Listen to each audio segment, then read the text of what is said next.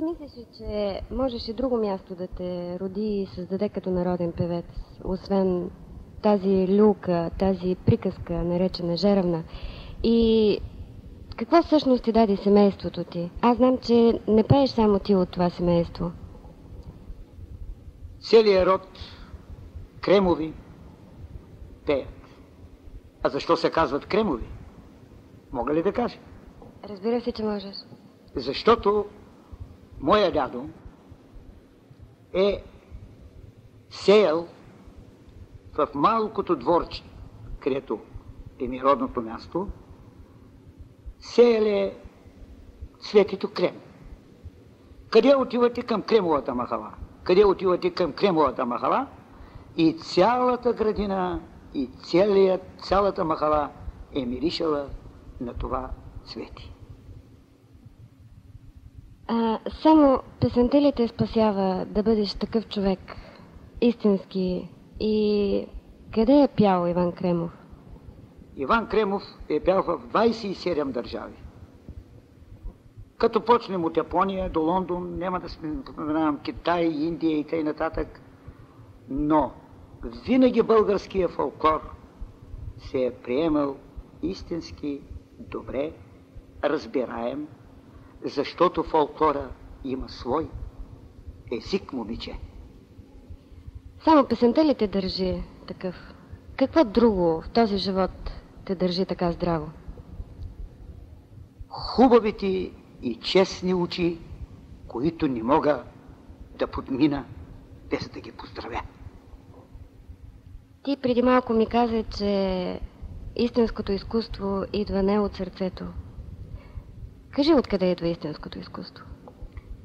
Голямото изкуство на един човек не идва от акъла, не идва от сърцето, а идва от петите на човека.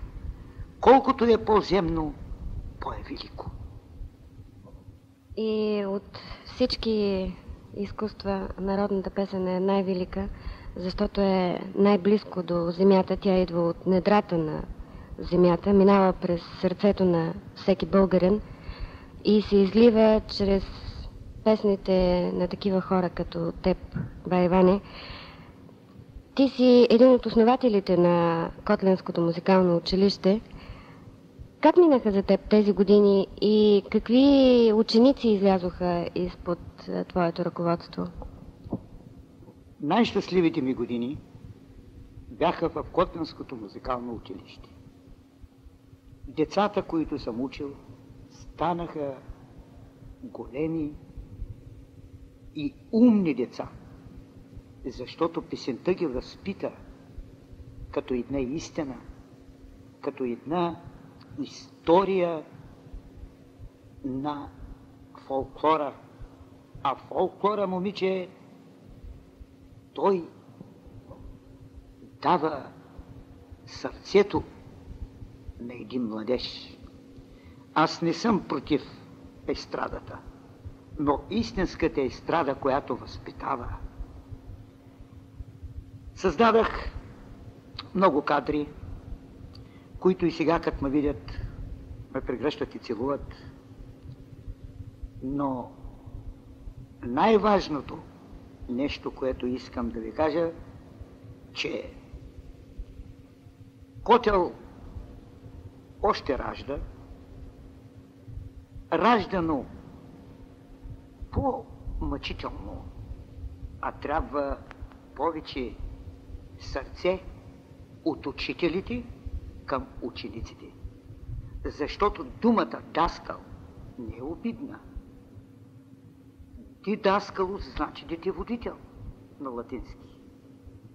Когато видиш, че едно дете има талант, ти трябва да му подадеш ръка и да го заведеш на върха на неговите възможности. Да, защото таланта е искра Божия, но тя трябва да се развива, тази искра Божия. Ти мислиш ли, че народната песен ще продължи да се пее?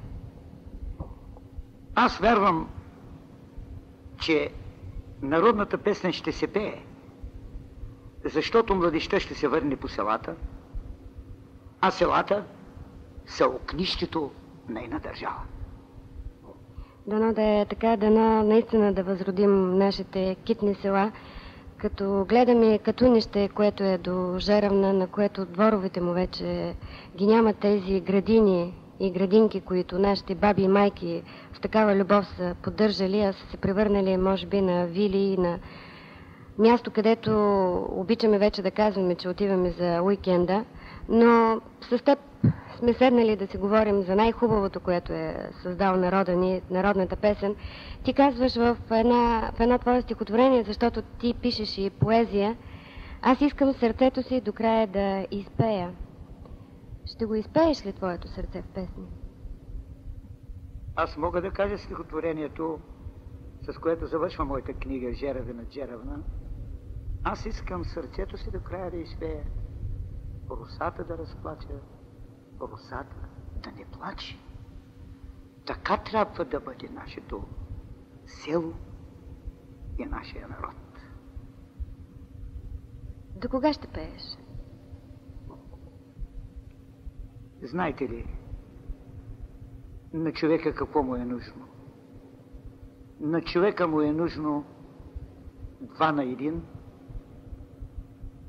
без комин, само за един. До тога ще пее. Наистина, твоята философия в живота е толкова здрава, толкова здраво се стъпил ти на тази земя, сякаш на нас все още ни се изплъзва това простото, обикновеното, което не държи за земята. Но освен в песен, ти изливаш своята душа и в стихове. Защо я написа тази стихосбирка? Тази моя книга, стихосбирка, аз я викам книга, защото е единствена, я пише 42 години. За 42 години аз съм написал 42 стихотворения. Аз никога не съм мислил, че поезията е занаят. Няма училище за поезия. Аз получавах 3, 4, 5 някой път в гимназията, но независимо от той, аз имам хубава оценка за моята книга "Жеравина Джеравна", която се продаде. Мога ли сега да кажа едно стихотворение? Разбира се, това би било само удоволствие за всички, които те слушат, за мен. Аз ще те помоля след това, защото не е трудно в момента да намерим твои записи, да ни изпееш още една хубава народна песен от Котленския край. Благодаря. Първо да кажа стихотворението "Жеравна", с което поздравявам моя Митю, на когото съм на гости, съдържателя или собственика на Гера. Жеравна. Село мое Саве островърха, село мое пушка кремаклия. Птица в гърдите ми запърха, лудо били в тебе да изпия, до огнището без глас да седна и отново с баба да пребродя, връх по връх заветните легенди, застоила Инже войвода. С бяла жеравнинка да изсъхна с любовта по тези харами. Мако моя, Саве островърха, песен моя, пушка кремаклия. Благодаря ти много, бай Иване. И ще ни прочетеш ли още нещо? За младежта, които слушат вашето радио, искам да кажа едно хубаво стихотворение, което ми е любимо. Бъди. Без теб пространство няма. Ти шепа жар в дъха на есента бъди. Кокичевтинята и житен клас завранен синур, смъртта от мене отвиди, бъди. Дано всички да бъдем толкова силни, колкото си и ти. И моята молба е да ни спееш още една песен, защото много са тези хора, които са израснали с твоя глас, слушат твоите записи. Ти си бил солист на състава Филип Кутев. Дълго време се водил този състав по различни концертни подиуми. Ами, ще изпее една песен, да видя, да си помисля малко коя е, но един куплет, нали може? Може. Санимо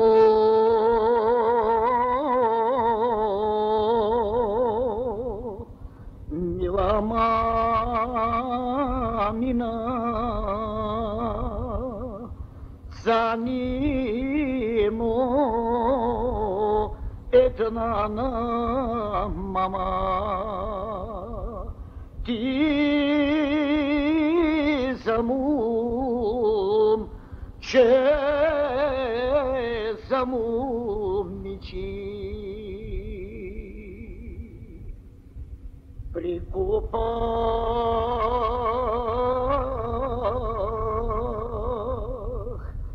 дели лузята,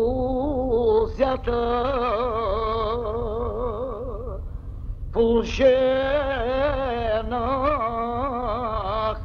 дели житата,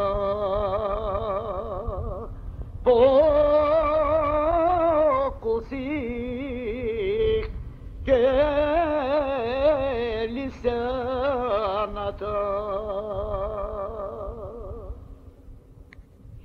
Това беше интервюто на Ева Димитрова с Иван Кремов.